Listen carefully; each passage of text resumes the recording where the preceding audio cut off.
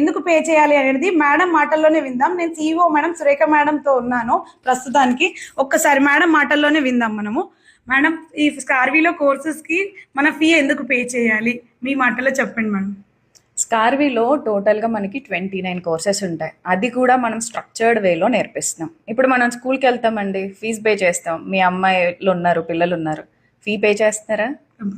లేదంటే మనల్ని లోపలికి రానివ్వరు కదండి, అవునా? మనం చదువుకున్నాము, కాలేజ్కి వెళ్తాం, ఫీ పే చేసామా? చేసాము. అందుకు కాబట్టి మనం ఒక మంచి పద్ధతిలో దేని తర్వాత ఏది అనేది నేర్చుకోవడం ద్వారానే మన గ్రాడ్యుయేషన్స్ అనేది కంప్లీట్ చేసాం. స్కార్వీలో కూడా కోర్సెస్ అంతేనండి, ఒక స్ట్రక్చర్డ్ వేలో మేము నేర్పించడం జరుగుతుంది. అండ్ 29 కోర్సెస్ మీకు 14,999 పడుతుంది. అండ్ ఆఫర్స్ వచ్చినప్పుడు అఫ్కోర్స్ డిస్కౌంట్ ప్రైస్ కూడా ఉంటుంది.